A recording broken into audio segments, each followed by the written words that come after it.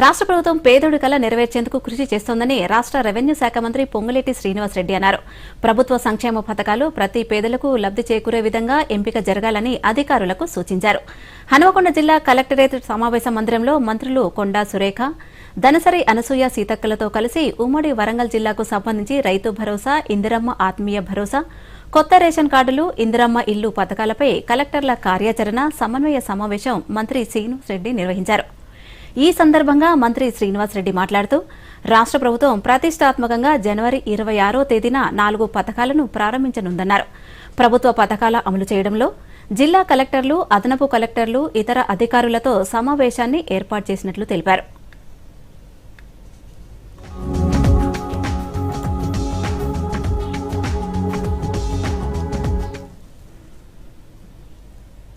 వ్యవసాయానికి యోగ్యమైన ప్రతి ఎకరాకి ఇవ్వాలన్నదే ఈ ఇందిరమ్మ ప్రభుత్వం యొక్క లక్ష్యం.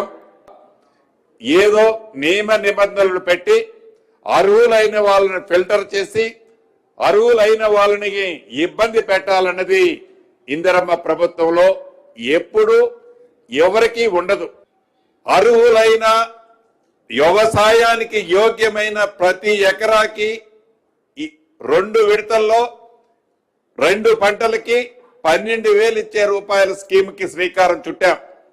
దీన్ని 16వ తారీఖు నుంచి 20వ తారీఖు వరకు 5 రోజులు ప్రతి విలేజ్ కి అధికారులు వస్తారు. ఈ 4 స్కీములు గ్రామ సభలోనే చర్చ పెడతారు.